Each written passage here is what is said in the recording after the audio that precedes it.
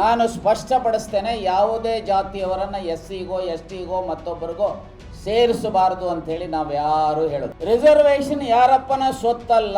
ಇದು ಕೇವಲ ಎಲ್ಲರೂ ಮಾತಾಡ್ತಾರೆ ನಾವು ಸಾಮಾಜಿಕ ನ್ಯಾಯದ ಪರವಾಗಿದ್ದೀವಿ ಅಂತ ಹೇಳಿ.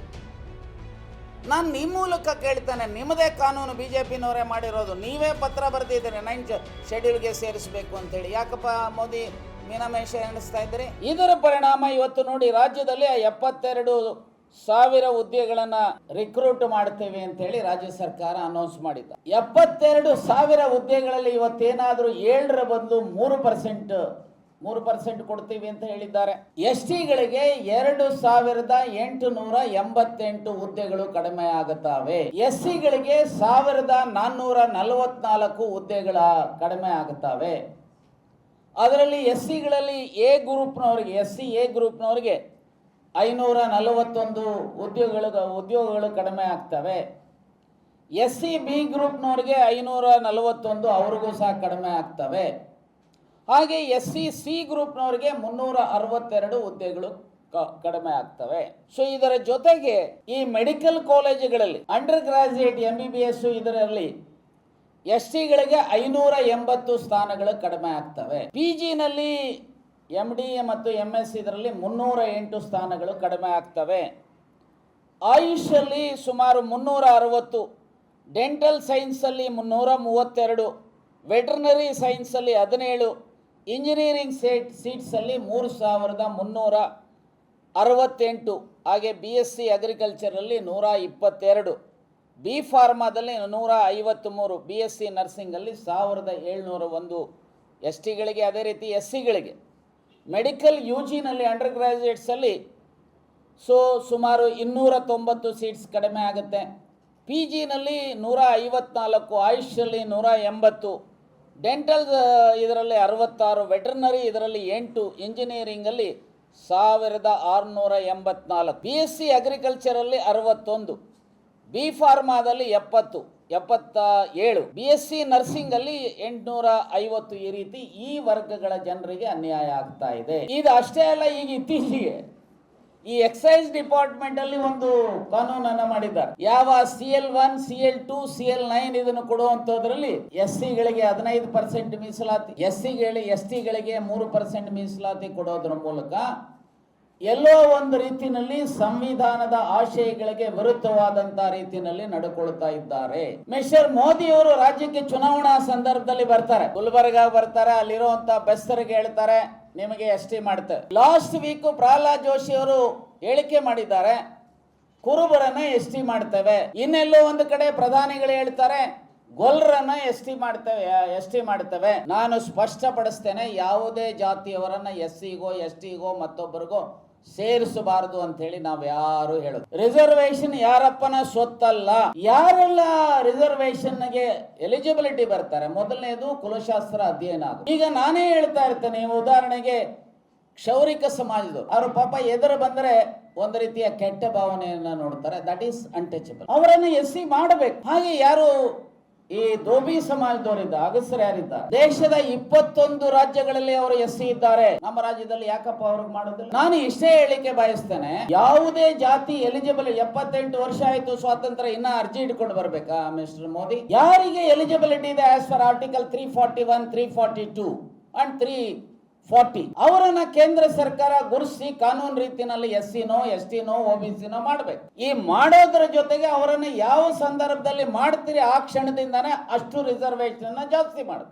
V have no objection. ನಾನು ನಿಮ್ಮ ಮೂಲಕ ಕೇಳ್ತೇನೆ, ಮಿಸ್ಟರ್ ಪ್ರಹ್ಲಾದ್ ಜೋಶಿ ಅವರು, ಶೋಭಾ ಕರಂದ್ಲಾಜೆ ಅವರು, ಸೋಮಣ್ಣ ಅವರು, ರಾಷ್ಟ್ರೀಯ ಮಾಜಿ ಪ್ರಧಾನಮಂತ್ರಿಗಳವರನ್ನ ನಮ್ಮ ನಿಯೋಗ ಭೇಟಿ ಮಾಡಿ ಅವರು ಆಶ್ವಾಸನೆ ಕೊಟ್ಟಿದ್ದಾರೆ, ನಾನು ಇದರ ಬಗ್ಗೆ ಪ್ರಧಾನಿಗಳ ಹತ್ರ ಮಾತನಾಡ್ತೇನೆ, ಇದನ್ನ ಪ್ರಾಮಾಣಿಕವಾಗಿ ಪ್ರಯತ್ನ ಮಾಡ್ತೇನೆ ಸೇರಿಸಲಿಕ್ಕೆ ಅಂತ ಹೇಳಿದ್ದಾರೆ. ಅವ್ರಿಗೂ ಸಹ ನಮ್ಮ ಅಭಿನಂದನೆ ಇದೆ.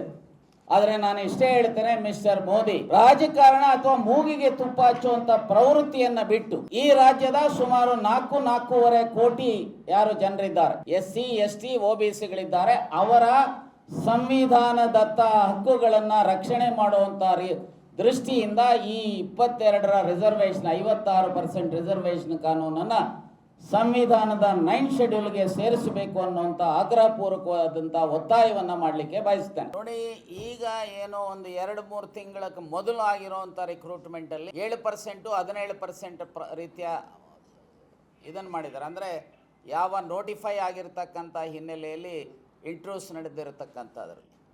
ಆದರೆ ಈಗೇನಾಗಿದೆ, ರೈಟ್ಲಿ ಆರ್ ರಾಂಗ್ಲಿ, ಅಡ್ವೊಕೇಟ್ ಜನರಲ್ನಲ್ಲಿ ಹೈಕೋರ್ಟ್ನಲ್ಲಿ ಒಂದು ಅಂಡರ್ಟೇಕಿಂಗ್ ಕೊಟ್ಟಿದ್ದಾರೆ. ನಾವು 56 ಬದಲು ಇದು ಇತ್ಯರ್ಥ ಆಗೋವರೆಗೂ 50% ಮೀಸಲಾತಿಯನ್ನು 50% ರಿಕ್ರೂಟ್ ಮಾಡ್ತೀವಿ ಅಂತೇಳಿ. ಹಾಗಾಗಿ ಈಗಿನ ರಿಕ್ರೂಟ್ಮೆಂಟ್ ಏನಿದೆ, 72,000 ಉದ್ಯೋಗಗಳು. ಸೊ ಅದರಲ್ಲಿ SCಗಳಿಗೆ 17ರ ಬದಲು 15% ರಿಸರ್ವ್, SCಗಳಿಗೆ 7ರ ಬದಲು 3% ರಿಸರ್ವೇಷನಲ್ಲಿ ಆಗ್ತಾ ಇದೆ. ಇದೊಂದು ದೊಡ್ಡ ಅನ್ಯಾಯ. ಸೊ ಈ ಹಿನ್ನೆಲೆಯಲ್ಲಿ ಇವತ್ತು ದೇಶದಲ್ಲಿ, ನಮ್ಮ ರಾಜ್ಯದಲ್ಲಿ ಬಹುದೊಡ್ಡ ಅನ್ಯಾಯ ಆಗ್ತಾ ಇದೆ. ಸಾಮಾಜಿಕ ನ್ಯಾಯ ಅಂತ ಹೇಳಿದ್ರೆ ಕೇವಲ ಮಾತುಗಳಿಂದ ನಡೆಯುವಂಥದ್ದಲ್ಲ. ಸೊ ಇದು ಕೇವಲ ಎಲ್ಲರೂ ಮಾತಾಡ್ತಾರೆ ನಾವು ಸಾಮಾಜಿಕ ನ್ಯಾಯದ ಪರವಾಗಿದ್ದೀವಿ ಅಂತ ಹೇಳಿ. ನಾನು ನಿಮ್ಮ ಮೂಲಕ ಕೇಳ್ತೇನೆ, ನಿಮ್ಮದೇ ಕಾನೂನು BJPನವರೇ ಮಾಡಿರೋದು, ನೀವೇ ಪತ್ರ ಬರೆದಿದ್ದೀರಿ 9th ಶೆಡ್ಯೂಲ್ಗೆ ಸೇರಿಸಬೇಕು ಅಂತೇಳಿ. ಯಾಕಪ್ಪ ಮೋದಿ ಮೀನಮೇಷ ಎಣಿಸ್ತಾ ಇದ್ದೀರಿ? ಸೊ ಹಾಗಾಗಿ ಈಗ ನಿಮಗೆ ಏನಾದರೂ ಸಹ ನಿಮ್ಮ ಕಾನೂನು ನೀವು ಮಾಡಿರುವಂಥದಕ್ಕೆ ಬದ್ಧತೆ ಇದ್ದರೆ, ನಿಮಗೇನಾದರೂ ಸಹ ಸಂವಿಧಾನದ ಬಗ್ಗೆ ಗೌರವ ಇದ್ದರೆ, ಸೊ ನೀವಿವತ್ತು ಇದನ್ನ 9th ಶೆಡ್ಯೂಲ್ಗೆ ಸೇರಿಸಿ ನೋಡಿ. ಎಷ್ಟೇ ನಮ್ಮ ಶ್ರೇಣೀಕೃತ ಜಾತಿ ವ್ಯವಸ್ಥೆ, ಈಗ SC reservation not based on economic criteria. In fact ಸಂವಿಧಾನದಲ್ಲಿ ಎಲ್ಲೂ ಸಹ economic criteria was not an issue at all. It was not a condition at all. ರಿಸರ್ವೇಷನ್ಗೆ SCಗೆ ಮಾಡಿರುವಂಥದ್ದು, ಅವರು 100 ಕೋಟಿಗಿದ್ದೂ ಸಹ ಅವರನ್ನು ನೋಡಪ್ಪ, ಅವನು SC, ಅವನು ದೇವಸ್ಥಾನಕ್ಕೆ ಸೇರಿಸ್ಬೇಕಾದ್ರೆ, ಮನೆಗೆ ಸೇರಿಸ್ಬೇಕಾದ್ರೆ ಒಂದು ರೀತಿ ಯೋಚನೆ ಮಾಡಿ. ಆ ಅನ್ಟಚಬಿಲಿಟಿ ಕಾರಣದಿಂದ ಇವತ್ತು ಅವರಿಗೆ SC ಸಿಕ್ಕಿದ್ದ. ಸೊ ಹಾಗೆ STಗೆ ಯಾರಿಗೆ ಟ್ರೈಬಲ್ ಕ್ಯಾರೆಕ್ಟರಿಸ್ಟಿಕ್ಸ್. ಸೊ ನಾನು ಇದಕ್ಕೆ ಡಾಕ್ಟರ್ ತಿಪ್ಪೇಸ್ವಾಮಿ ಅಂತ ಹೇಳಿ ಒಬ್ಬರು MLA ಇದ್ದರು, ಆಮೇಲೆ KPSC ಮೆಂಬರ್ ಇದ್ದರು, ಅವರು ಡಾಕ್ಟರ್, ಅವರು ಆ್ಯಕ್ಚುಲಿ ಐ ಡಾಕ್ಟರ್.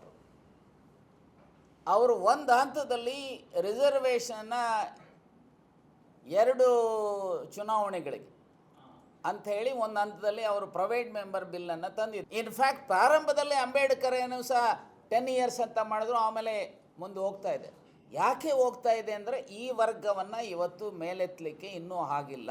ಸಂವಿಧಾನದ ಆಶಯಗಳು ಇದೇನಿದ್ರು ಸಹ ಬದಲಾವಣೆ ತರಬೇಕಾದ್ರೆ ಕೇಂದ್ರ ಸರ್ಕಾರ ಸಂವಿಧಾನಕ್ಕೆ ತಿದ್ದುಪಡಿ. It has to be decided by the union government, not by gram panchayat or taluk panchayat or zilla panchayat or state. Indira Sawhney ಕೇಸಲ್ಲಿ ಸ್ಪಷ್ಟವಾಗಿ ಹೇಳ್ತಾರೆ, every state and central government has to have a backward class commission, permanent backward class commission, SC commission, ST commission.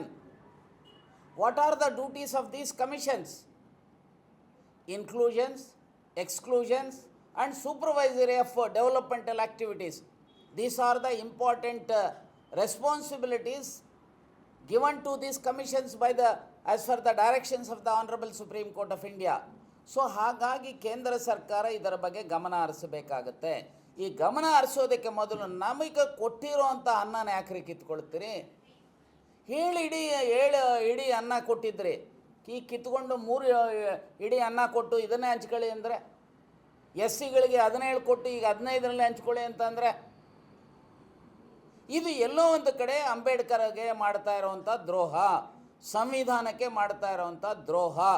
ನಾವು ಸಹ main ಸ್ಟ್ರೀಮಲ್ಲಿ ನಿಮ್ಮ ಜೊತೆಗೆ ಬರಬೇಕಲ್ವಾ, economically, educationally, politically. So ಅದಕ್ಕೆ ಈ reservation. ಅಲ್ಲೊಬ್ಬರು ಇಲ್ಲೊಬ್ಬರು ಹೋಗ್ತಾ ಇದ್ದಾರೆ, ಇಲ್ಲ ಅಂತಾನೆ. ಸರ್, ಈಗಾಗಲೇ ನಾನು ಇದು 29ನೇ ಜಿಲ್ಲೆ ಪ್ರವಾಸ. ಈಗಾಗಲೇ ಒಂದು ಸಾರಿ ಮುಖ್ಯಮಂತ್ರಿಗಳನ್ನು ಭೇಟಿ ಮಾಡಿದ್ದೆ, ಇನ್ನೊಂದು ಸಾರಿ ದೇವೇಗೌಡರನ್ನು ಭೇಟಿ ಮಾಡಿದ್ದೇವೆ, BJPಯ ನಾಯಕರುಗಳ ಬಸವರಾಜ ಬೊಮ್ಮಾಯಿ ಅವರನ್ನು, ಶೆಟ್ಟರನ್ನು ಭೇಟಿ ಮಾಡಿದ್ದೇನೆ. ಸೊ ಇದಾದ ಮೇಲೆ ಈಗಾಗಲೇ ಇವತ್ತೇನಾದರೂ ಆಗಲಿಲ್ಲ ಅಂತ ಹೇಳಿದ್ರೆ ಮತ್ತೆ ಹೊಸ ಮುಖ್ಯಮಂತ್ರಿಗಳನ್ನು ಭೇಟಿ ಮಾಡಿ ಅವರು ಸರ್ವಪಕ್ಷದ ನಿಯೋಗವನ್ನು ಕೊಂಡೊಯ್ತಕ್ಕಂಥ ಒತ್ತಡವನ್ನು ತರ್ತೇವೆ. ಇದಾದ ಮೇಲೆ ಎಲ್ಲ ಯೂನಿವರ್ಸಿಟೀಸ್ನಲ್ಲಿ ಈ ವರ್ಗದ SCಗಳು, STಗಳು, OBCಗಳ ವಿದ್ಯಾರ್ಥಿಗಳು ಯಾರಿದ್ದಾರೆ, ಯಾಕಂದರೆ ಇದನ್ನು ಅಲ್ಟಿಮೇಟ್ಲಿ ಬೆನಿಫಿಟ್ಸ್ ಸಿಗೋದು ಯಾರಿಗೆ? ಉದ್ಯೋಗಸ್ಥರಿಗೆ, ಪ್ರಮೋಷನ್ಸ್ಗೆ ರಿಸರ್ವೇಷನ್. ಯಾರು MA, MSc, MCom ಅಥವಾ ಇನ್ನಿತರ ಡಿಗ್ರಿಗಳನ್ನು ಮಾಡುವಂಥವ್ರಿಗೆ ಅವರಿಗೆ ಕೆಲಸ ಸಿಗಬೇಕು. ಪೋಷಕರಿಗೆ ಅವರ ಮಕ್ಕಳಿಗೆ ಪ್ರತಿಷ್ಠಿತ ಶಾಲಾ ಕಾಲೇಜುಗಳಲ್ಲಿ IIT ಇನ್ನೊಂದು ಮತ್ತೊಂದರಲ್ಲಿ ಸೀಟ್ ಸಿಗಬೇಕು. ಸೊ ಹಾಗಾಗಿ ನಾವು ಈಗ ಇದನ್ನು ಹೋರಾಟವನ್ನು ಮಾಡ್ತಕ್ಕಂಥದ್ದಕ್ಕೆ ಇದನ್ನು ಪ್ರಾರಂಭದಲ್ಲಿ ಒಂದು ಜನಜಾಗೃತಿಯನ್ನು ಮಾಡ್ತಕ್ಕಂಥದ್ದು, ಇನ್ನೊಂದು ಸರ್ಕಾರದ ಗಮನವನ್ನು ಸೆಳೀತಕ್ಕಂಥದ್ದು. ಅನಿವಾರ್ಯವಾಗಿ ಇದನ್ನು ಮಾಡಲಿಲ್ಲ ಅಂತ ಹೇಳಿದ್ರೆ ನಾವು ಪ್ರಜಾತಂತ್ರ ವ್ಯವಸ್ಥೆಯಲ್ಲಿ ಅಹಿಂಸಾತ್ಮಕವಾಗಿ ಬೀದಿಗಿಳಿದು ಹೋರಾಟವನ್ನು ಮಾಡ್ತಕ್ಕಂಥದ್ದನ್ನು, ಯಾಕಂದರೆ ಒಂದೊಂದನ್ನು step by step.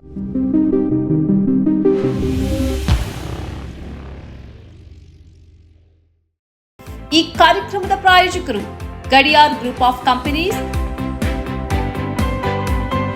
Specialised in piling and shoring, engineering consultancy, firefighting, steel structures, real estate. Office, SIT Tower, Silicon Oasis, Dubai, UAE.